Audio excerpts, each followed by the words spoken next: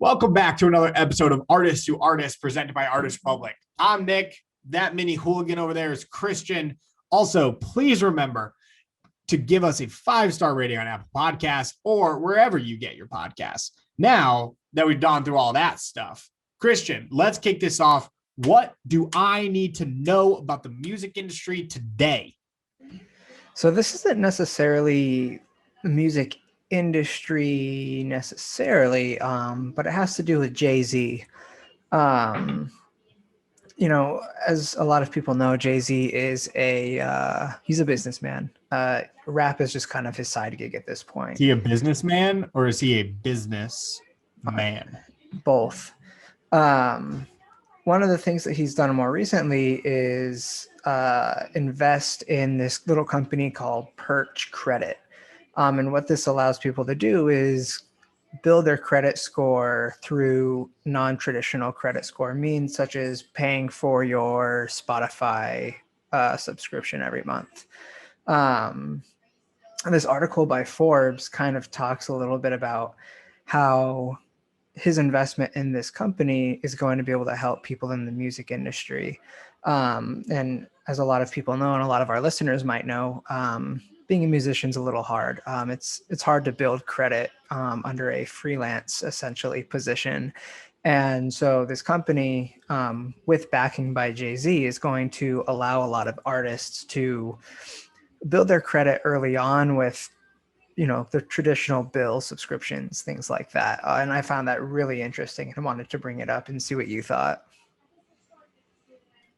That is interesting. I mean, building credit is probably one of the hardest things you can do. And it's also probably one of the most important things you can do. And I've actually had a couple conversations with which many people may not know, there's an artist management department of American Express. And I've had a couple conversations with the guys over there. And that's a big thing, is getting these artists credit cards and credit and, for when they're succeeding, but also, getting people to have the ability to utilize credit, especially in a gig economy that artists run on so much, because you have to think about it.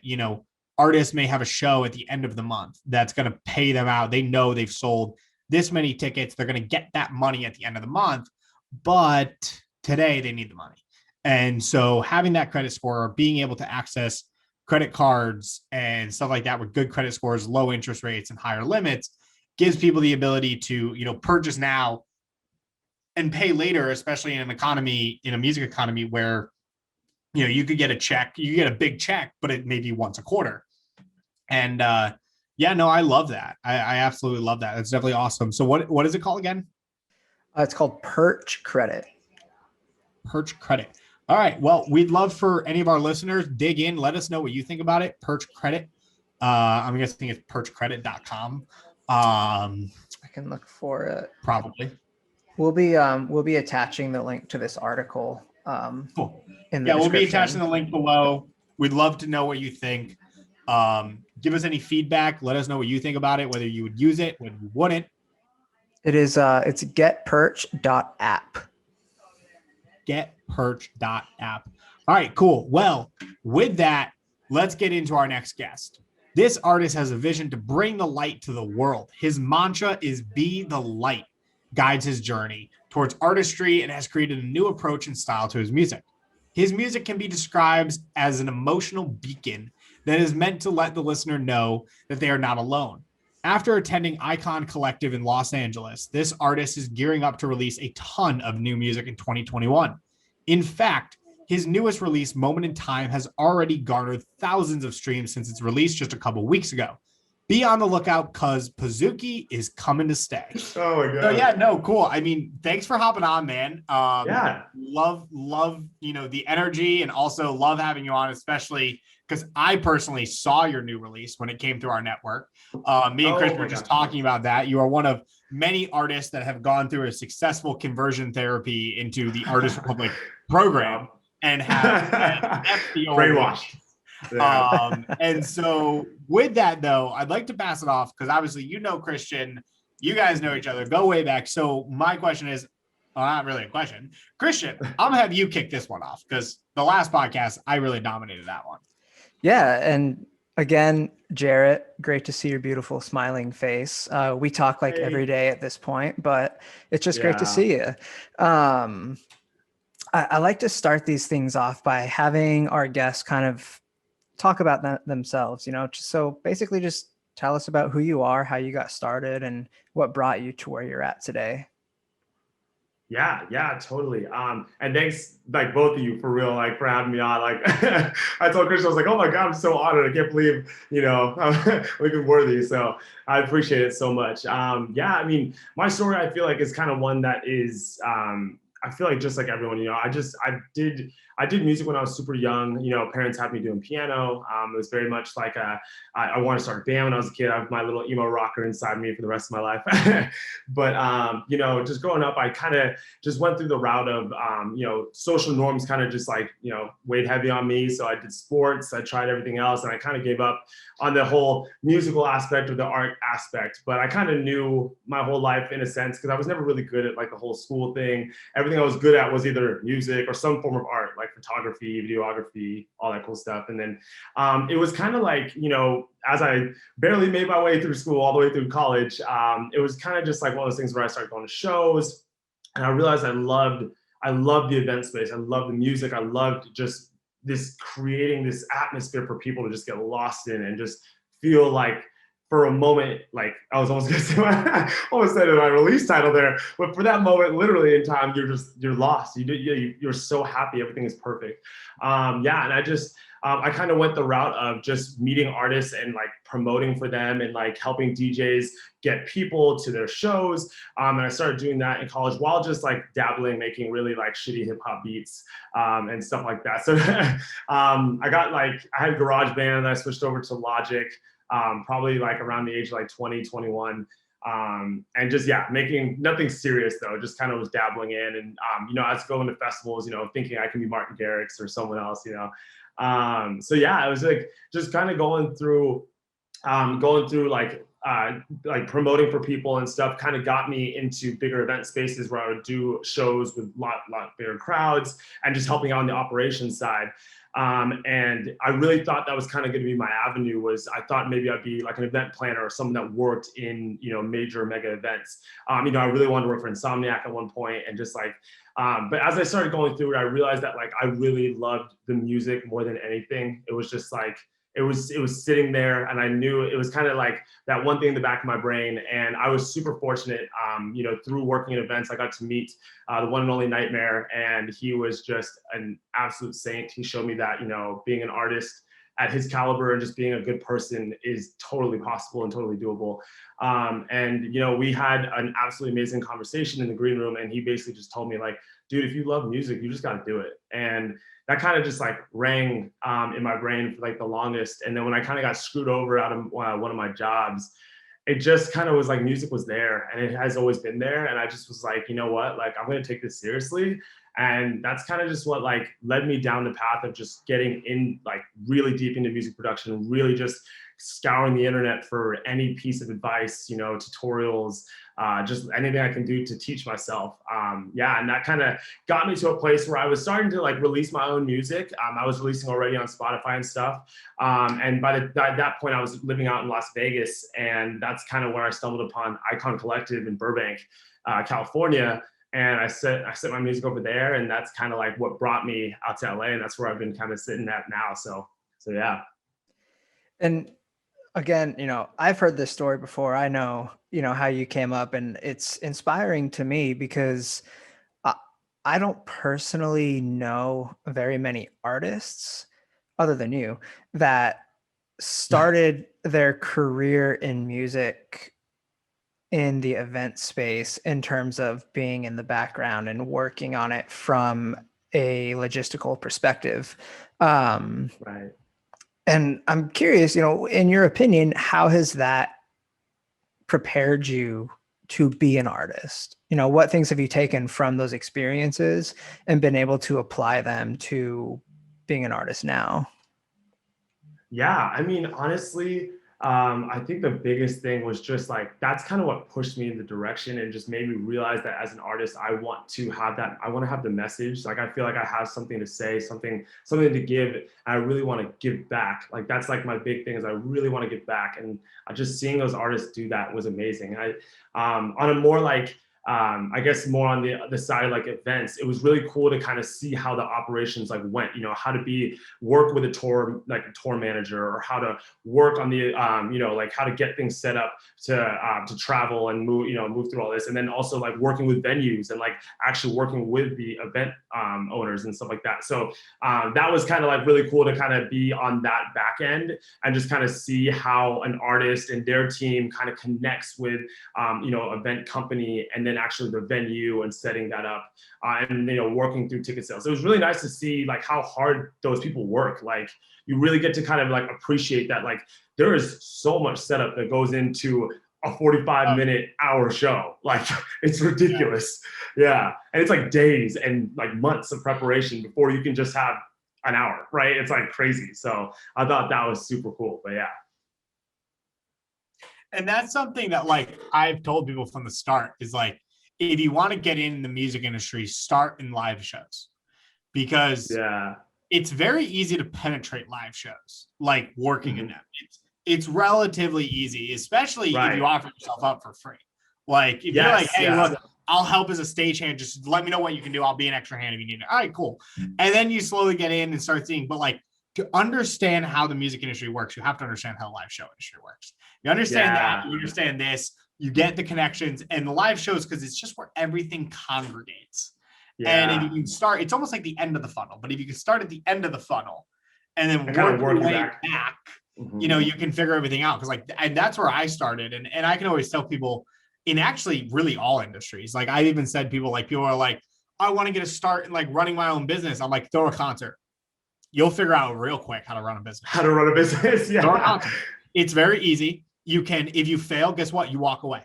The week before the show, you say, I didn't sell enough tickets, I'm out. And you fucking bounce. Your reputation's ruined, but you bounce. And, you know, but exactly. Like, you know, there's nothing holding you there. It's not like a lot of other things.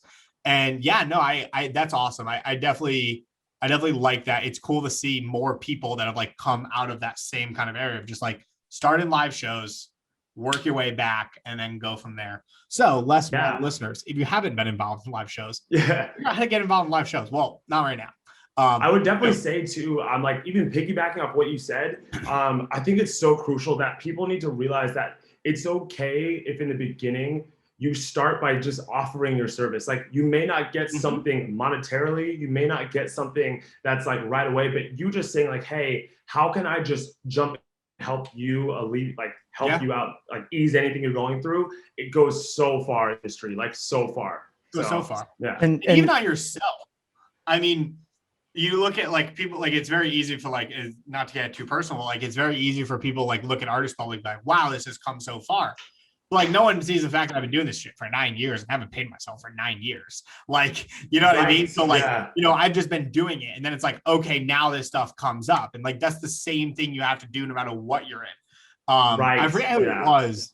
There was a guy that I was reading in a book that actually started his own marketing agency. It became a massive marketing agency. And the way he started it was by literally emailing other marketing agencies and being like, can I shadow you for a day?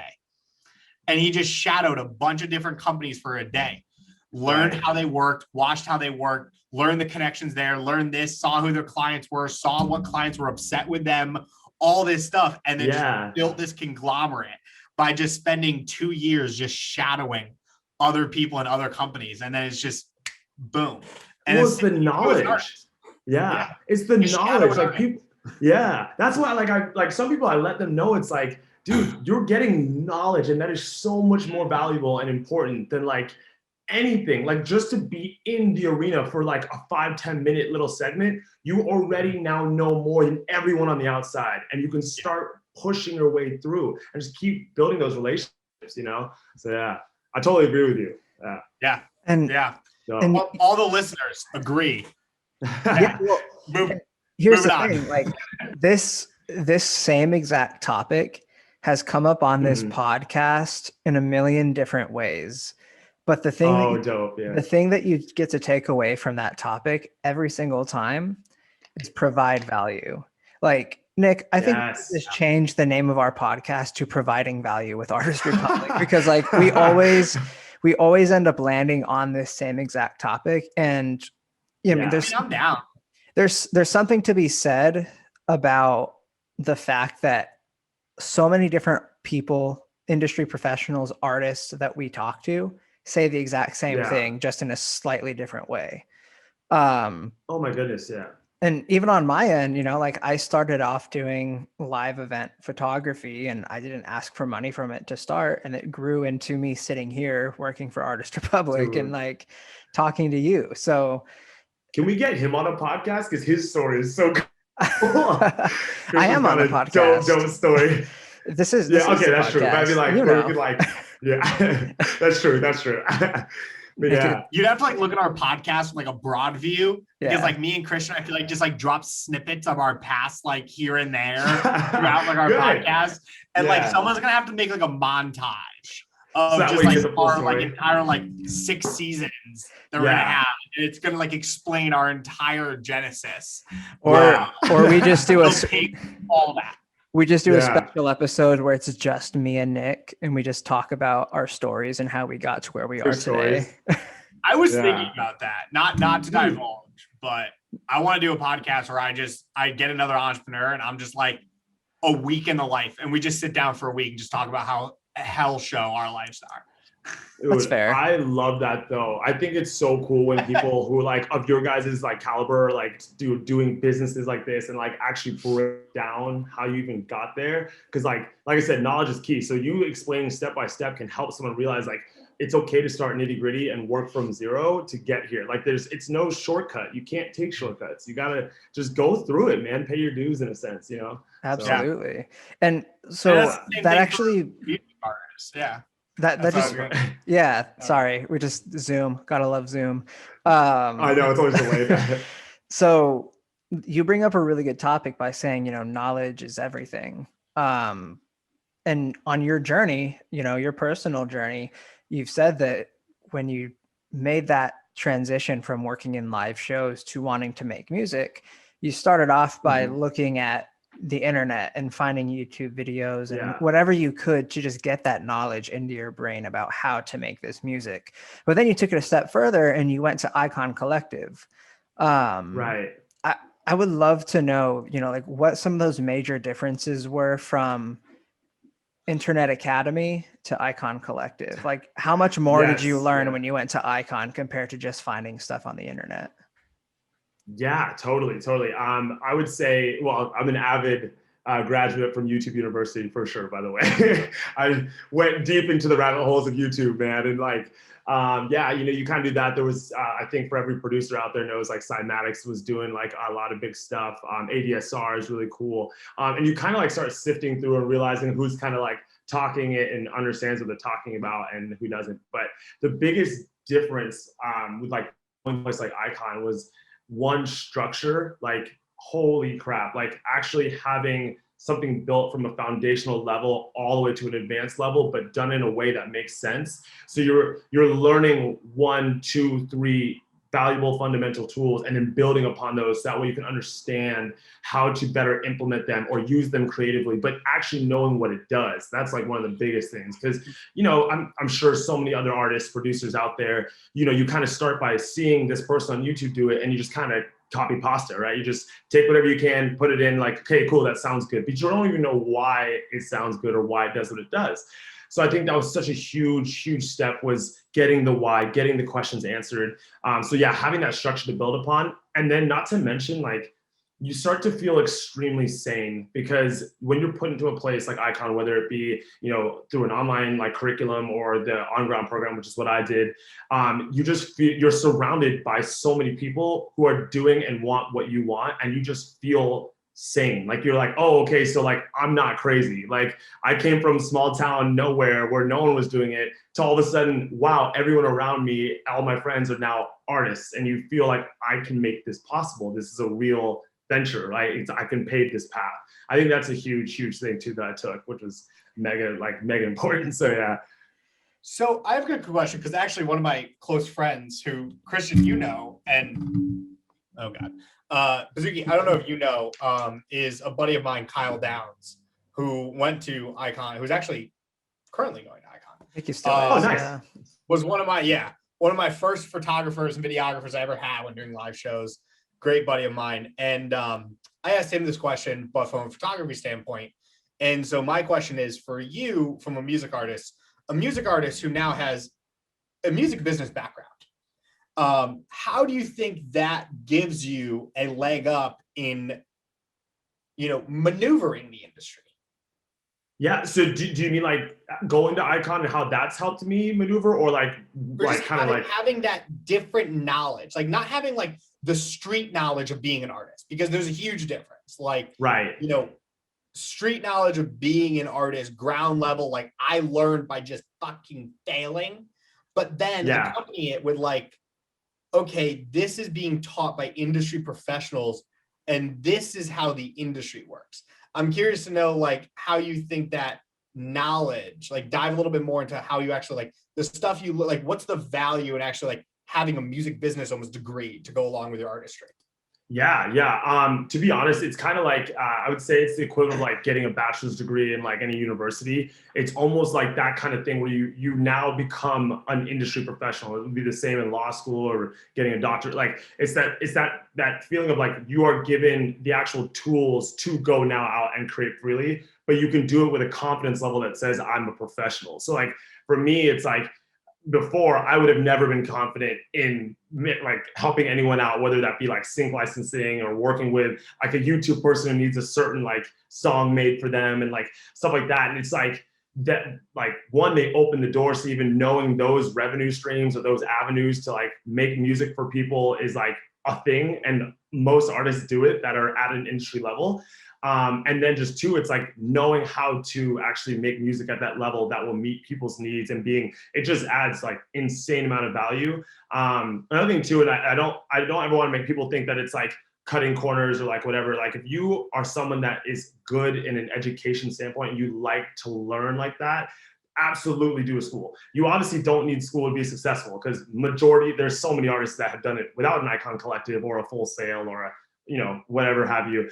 But like if you're someone that wants to learn it at a structured level and pretty much speed up the process, because you learn to become a professional in a matter of a year. So it's like you're like cutting down the years and years of sifting through the internet to try and figure this thing out, put all down into 1 year so you can finally just go, okay, for a year, crunch time, learn everything so I can get out the door and be like, sweet, now I know what it takes to get myself a manager. I not only know how to get a manager, I can talk his language and I can understand the contract that he's putting in front of me to see if this is even worth my time. So it's like, you are literally learning everything to make sure when you go out into the industry, you can talk at their game and not be screwed over, but also talk to give back and see how you can add value. So I think that's like one of the biggest things versus like, if you are someone that's not going to school, you might still be like, you have to kind of like go through the hardships of being like, dang, like that person screwed me over, but you just didn't realize how to talk their language, So it's like, that's kind of I would say that's kind of the big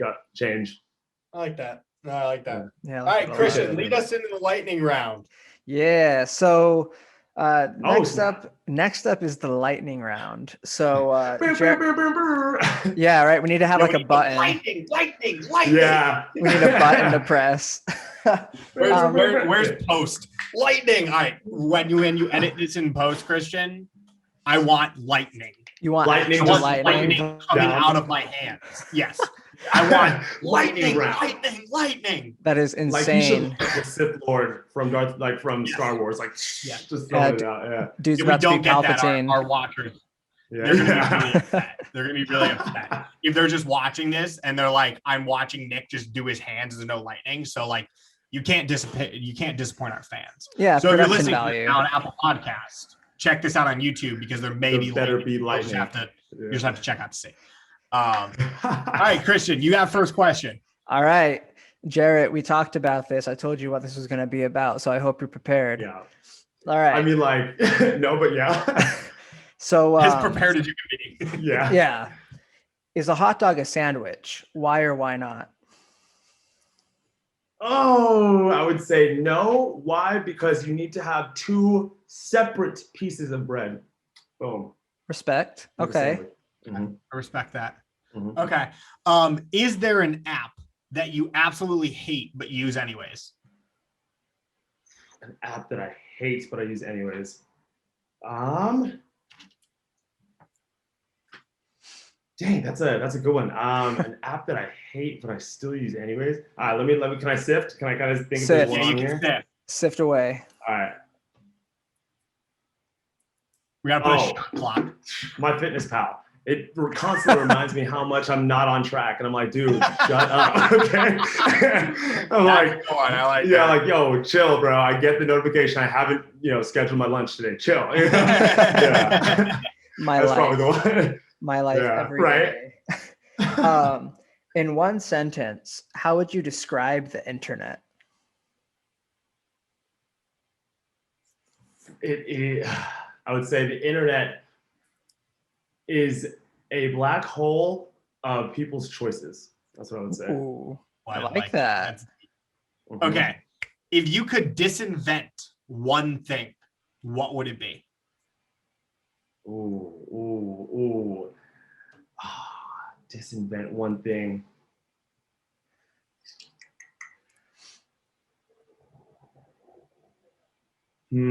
That's a good one. Disinvent one thing.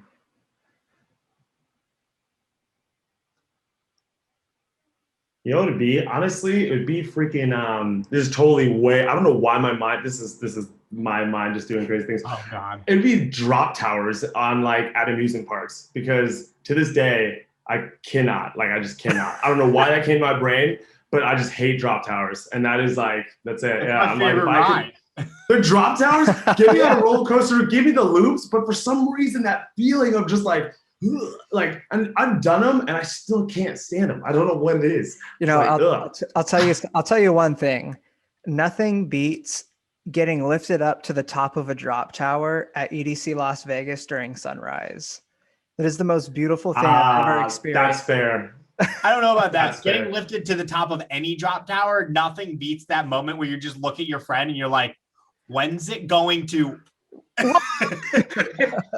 That's exactly what happened to me. If there's anyone out there that knows this ride called Supreme Scream at Knott's Berry Farm, that ride to this day, I will never forget being at the top and that exact thing happened. We were up there and when you're a kid and you're about to hit that ride, you're frightened, you're everything, you're taking every little bit of, like, you're planning how this thing is gonna drop, right? So you know the sounds. You're like, the second it makes that sound, we got like 2.5 seconds, we know, right?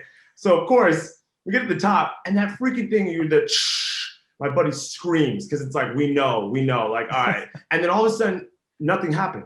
And of course, exactly what he said, he goes, guys, I'm so sorry. I thought we were gonna, and he's just gone.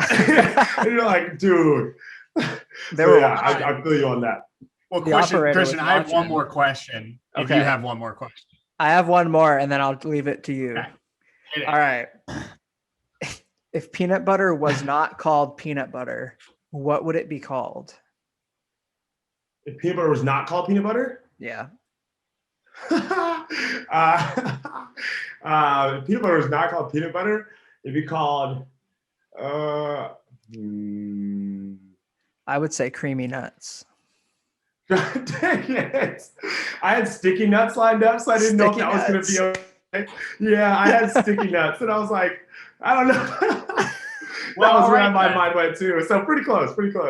Yeah. All right. The last question. If you could give a wedgie to any historical figure, who would you pick? Ooh, it'd have to be Christopher Columbus. What a douche, right? Like, you come over to the, like, it's one thing to come here and absolutely just rip this country from people, but then to say that you just discovered it, like, bro, come on, you deserve a wedgie. And that you discovered it on purpose. Yeah, right. Yeah. Like, you thought we were India, bro. Yeah, thank you. It's like other side of the country, other side of the world.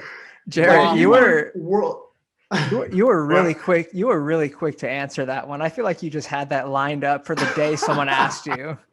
Yeah. If someone ever asked me who I would wedgie, yeah, Christopher Columbus.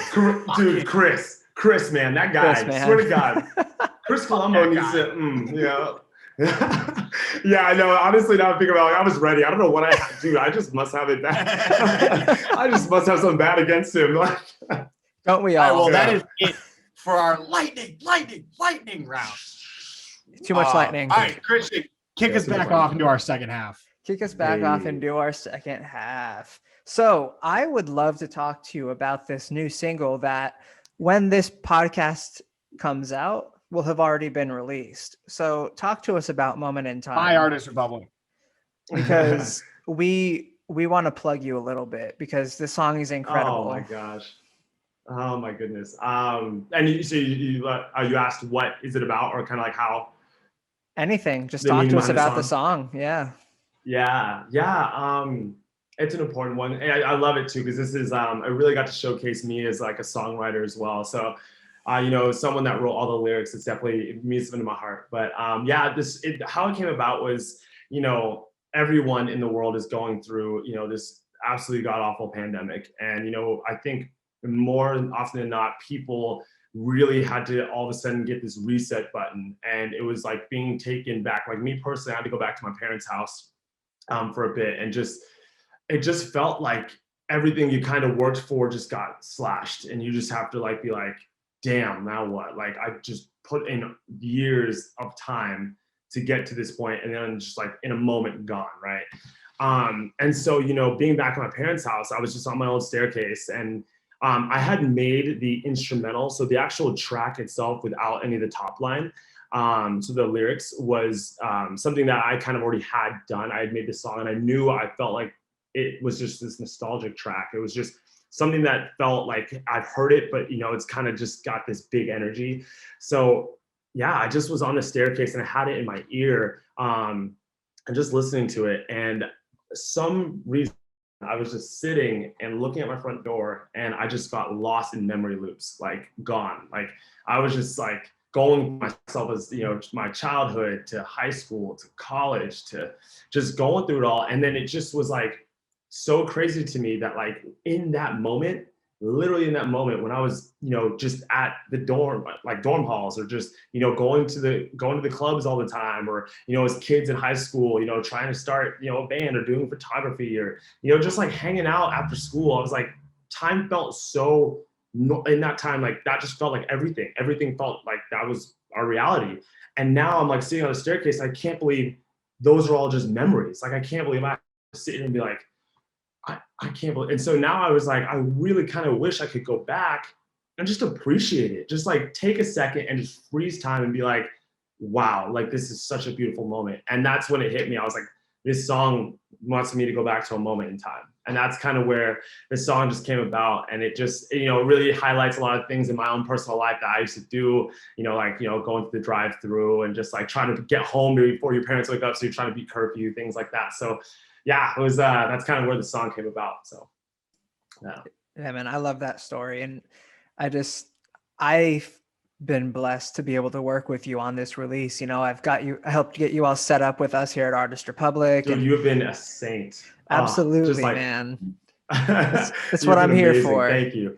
But yeah, if anyone listening, if you want to transfer to Artist Republic, reach out to Christian. His Instagram handle is Christian from Artist Republic. I'm just kidding. No. You can find him, you can DM him, and you can tell him that Nick sent you. And he will personally have to walk you through every single thing that you need to fucking use Artist Republic. To use Artist Republic?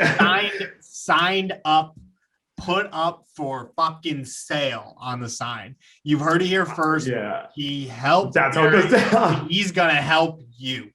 Yeah. That's right. I will say too, Christian, I thought one of the cool things about like, what made me feel confident in giving this, putting this song with Artist Republic was actually, to be honest, was the opposite. He was very much not trying to plug Artist Republic and was very much like trying to do the opposite of saying, hey, I'm trying, this is not an ad, this is not whatever. I'm just letting you know it's there. And I just kind of felt like he didn't pressure me. And I was like, that's dope. Like, I kind of was like, and this is back to, listen, kiddies, this goes back to adding value. Christian over here has been working his ass off, helping me with, videos, effects, things like that. And that ultimately made me feel even more inclined to put this song on Artist Republic, because I was like, I would rather give my song to someone I feel is an amazing person and trust him in that avenue, him or her, right? And just, yeah, so. That's a good ad. I think that's going to be our next ad for Artist Public. We're not going to pressure you, but we just want to let you know that like we're better than everyone else. Like, if you want to join, just like click the button. Yeah, like no pressure, but like no pressure at all. Yeah, please, just crop me out, record me, put it on an ad. No pressure. But if you want to do something better with your life, Artist Republic. Artist Republic. Artist Republic. Yes. We're still good. Not to get away from the conversation too much, but Jared, I am going to be contacting you about something here in the next couple of weeks regarding Artist Republic. So be on the lookout. Hey, insider secrets. Insider secrets. Yeah, Nick, what kind of stuff do you have? I know I've been kind of dominating the conversation a little bit. I want to pass it off to you. I don't know, man. I don't know. To be honest with you, I've been awake since 8 a.m. I've been working since 8 a.m. This is now my 13th hour of work, and I still have about 6 hours ahead of me. So my brain's a little fried. With that, though, I think I will lead into one of my biggest questions. Actually, this may be the last question. I don't know. I always like to know it. And I think I want to give a lot of emphasis off of it because there may be questions that come off of it. But we've talked a lot about advice. And so my question for you is, I'm totally stealing this question out of Christian's mouth. What advice would you give to another artist that has been, kind of going through the same stuff that you went through maybe a year ago or 2 years ago? What advice would you give to them if they're listening to this podcast? Yeah. Oh my God. I even think of like that, when I was like starting out and stuff too, it's like, dude, you have to just be consistent. You got to say no to all. You got to say no to all the nay, everything out. And it's so much harder than it seems, because when it comes to art, it is so vulnerable. It's like you putting you on the line all the time and giving yourself to the public to then judge, what it is. And I just think that like for any artist, like you have to realize like you have to, no matter what, when you get feedback, when you hear from people they might talk absolute talk shit and all this, or they might hype you up. But the biggest thing is to keep going, to stay consistent, trust yourself, listen to yourself first, trust your gut. I have had so many moments where I have had to learn the hard way because my gut said something and I let someone kind of talk me into something else, and has totally bit me in the ass every time. And I think that like when you start out, you need to, be open to learning from people. But if something is screaming inside of you that says this ain't right, don't do it. It's not worth it. Like you will find there's so many other avenues to getting something, getting farther along the journey. So that's like a huge one too. So yeah. I love that. That's fantastic advice. Nice. Nick stole my last question, and we are pretty much at the end of where we should be. So Nick, I'm going to let you wrap us up, and then we'll be finished here. Oh, snap. Oh, snap is right. Oh, snap. So with that was another great episode of Artist to Artist, presented by the one and only Artist Republic with a K, because we are not squares around here. We don't like these. With that being said, thank you, Jared, aka PIZOOKI, for hopping on the motherfucking podcast tonight. Don't forget, stream his new song when it comes out. Plug it right now. Plug it. Yes, if you can. My song is dropping February 12th, moment in time. You'll find on all handles. Thanks to Artist Republic. So thank you guys so much. With that, don't forget, leave us a 5-star rating on Apple Podcasts or wherever you get your podcasts. Leave us a comment wherever. Shoot us a comment. Tell us some random questions that you want to ask our people. Like, do you want to know, like, is a hoodie a sweatshirt? Is a sweatshirt a hoodie? I don't know. Is the sun white or is it yellow or is it orange? Like, we want to know your random questions. Send us your random questions. We will put them live on air, kind of live. Show them to the world and ask our guests what they think about your questions. With that, we are out and we will see you next week.